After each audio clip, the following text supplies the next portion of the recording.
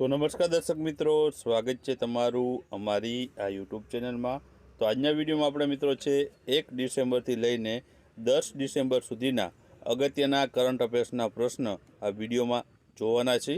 તો વિડીયોમાં છે શરૂઆતથી અંત સુધી બન્યા રહેજો અને વિડીયો પસંદ આવે તો વિડીયોને લાઇક કરજો અને વિડીયોને તમારા મિત્રો સાથે અવશ્ય શેર કરજો। તો ચાલો આપણે વિડીયોની શરૂઆત કરીએ।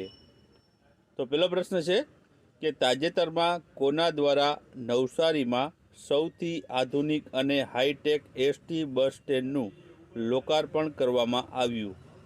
તો આમાં જવાબ આવશે ઓપ્શન બી, આપણા મુખ્યમંત્રી ભૂપેન્દ્રભાઈ પટેલ દ્વારા છે તે નવસારીમાં છે આ સૌથી આધુનિક છે હાઈટેક એસટી બસનું લોકાર્પણ કરવામાં આવ્યું।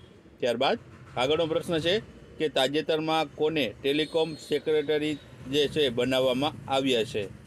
તો આમાં જવાબ આવશે ઓપ્શન સી આવશે, અમિત અગ્રવાલ છે તેઓને છે ટેલિકોમ સેક્રેટરી બનાવવામાં આવ્યા છે।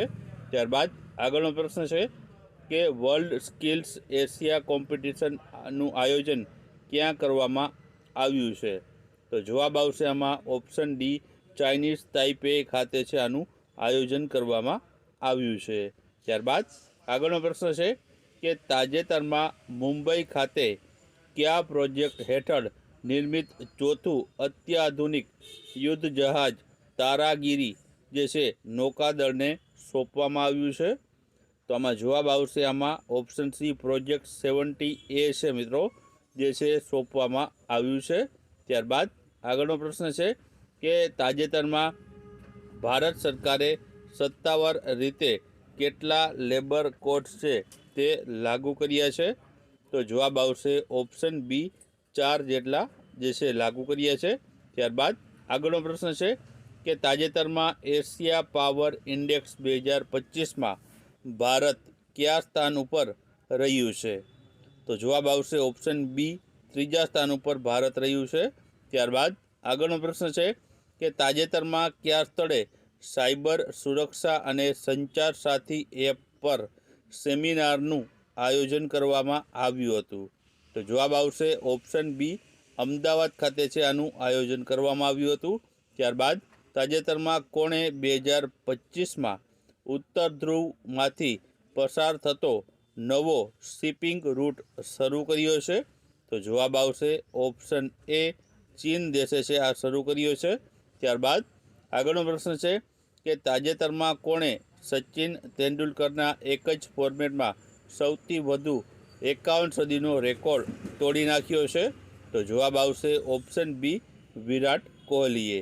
ત્યારબાદ આગળનો પ્રશ્ન છે કે ભારત સરકાર જે છે પ્રધાનમંત્રી કાર્યાલયનું નામ બદલીને શું કરશે? તો જવાબ આવશે તેનું નામ મિત્રો નવું છે તે છે ઓપ્શન બી આવશે, સેવા તીર્થ છે તેનું નામ રાખવામાં આવશે। ત્યારબાદ આગળનો પ્રશ્ન છે કે અર્થ સમિટ 2025-26નું આયોજન ક્યાં કરવામાં આવ્યું છે? તો જવાબ આવશે ઓપ્શન ડી આવશે, ઉપરોક્ત બધા જ એટલે કે હૈદરાબાદ, ગાંધીનગર અને નવી દિલ્હી આ 3 જગ્યા ઉપર છે અર્થ સમિટ 2025-26નું આયોજન કરવામાં આવ્યું છે। ત્યારબાદ આગળનો પ્રશ્ન છે કે સંયુક્ત લશ્કરી કવાયત એકુવેરિન ભારત અને બીજા કયા દેશ વચ્ચે યોજાય છે? તો જવાબ આવશે ભારત અને માલદીવ દેશ વચ્ચે છે આ લશ્કરી કવાયત છે તે યોજાતી હોય છે। ત્યારબાદ આગળનો પ્રશ્ન છે કે તાજેતરમાં કયા સ્થળે 12મી ચિંતન શિબિરનું આયોજન કરવામાં આવ્યું હતું? તો જવાબ આવશે ઓપ્શન બી, ધરમપુર વલસાડ ખાતે। ત્યારબાદ આગળનો પ્રશ્ન છે કે તાજેતરમાં કોણે બાલ વિવાહ મુક્ત ભારત 100 દિવસની જાગૃતિ અભિયાનની શરૂઆત કરી છે? તો જવાબ આવશે આમાં ઓપ્શન સી આવશે, અન્નપૂર્ણા દેવી દ્વારા। ત્યારબાદ આગળનો પ્રશ્ન છે કે ભારતની પ્રથમ સ્વદેશી CRISPR જીન થેરાપીનું નામ કોના ઉપર રાખવામાં આવ્યું છે? તો જવાબ આવશે ઓપ્શન એ, ભગવાન બિરસા મુંડાના નામ ઉપર છે આ થેરેપીનું નામ રાખવામાં આવ્યું છે।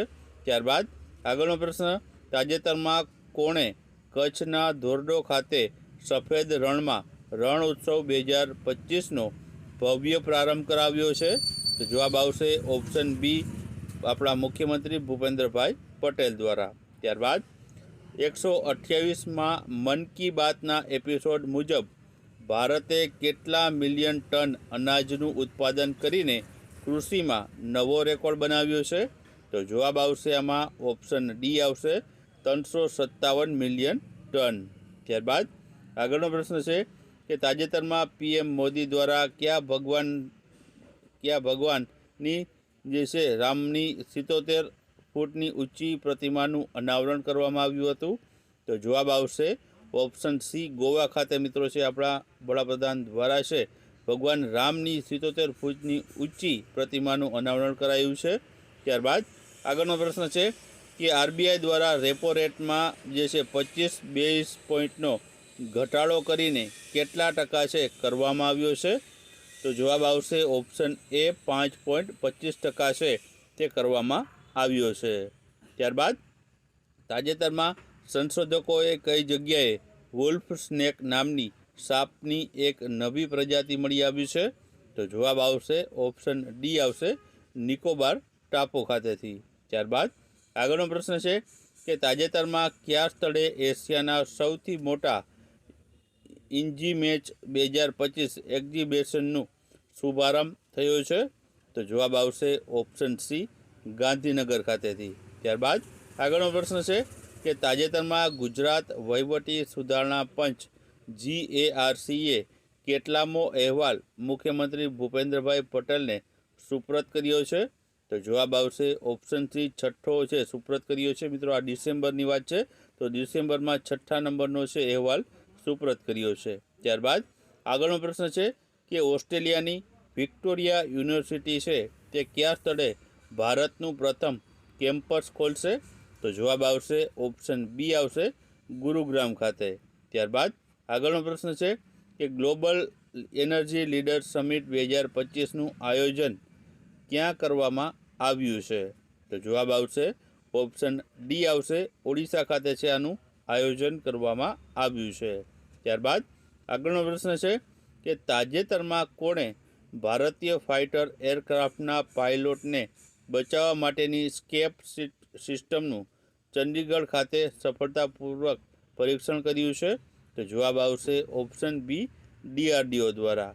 ત્યારબાદ આગળનો પ્રશ્ન છે કે તાજેતરમાં સમાચારમાં રહેલ એસ્ટ્રોસેટ શું છે? તો જવાબ આવશે આમાં ઓપ્શન ડી આવશે, ભારતનું પ્રથમ મલ્ટી વેવલેન્થ સ્પેસ ટેલિસ્કોપ રહેલું છે. ત્યારબાદ આગળનો પ્રશ્ન છે કે તાજેતરમાં કોને પ્રથમ ફિફા શાંતિ પુરસ્કારથી સન્માનિત કરવામાં આવ્યા છે? તો જવાબ આવશે આમાં ઓપ્શન એ, ડોનાલ્ડ ટ્રમ્પને. ત્યારબાદ આગળનો પ્રશ્ન, તાજેતરમાં કોણે આનંદીબેન પટેલના પુસ્તક ચુનૌતીઓ મુझे પસંદ હૈ ની ગુજરાતી આવૃત્તિનું વિમોચન કર્યું છે? તો જવાબ આવશે આમાં ઓપ્શન સી આવશે, અમિત શાહ દ્વારા. ત્યારબાદ આગળનો પ્રશ્ન છે કે ઓક્સફર્ડ યુનિવર્સિટીની પ્રેસ દ્વારા કોને વર્ષ 2025ના વર્ડ ઓફ ધ યર તરીકે પસંદ કરવામાં આવ્યું છે? તો જવાબ આવશે મિત્રો ઓપ્શન ડી આવશે, રેન્જ બાઇટ જે શબ્દ છે તેને ઓક્સફર્ડ યુનિવર્સિટીની જે પ્રેસ દ્વારા છે વર્ડ ઓફ ધ યર છે જાહેર કરવામાં આવ્યું છે. ત્યારબાદ આગળનો પ્રશ્ન છે કે તાજેતરમાં કયા યુનેસ્કોની અમૂર્ત સાંસ્કૃતિક વારસા સમિટમાં છે 20મા સત્રનો પ્રારંભ થયો હતો?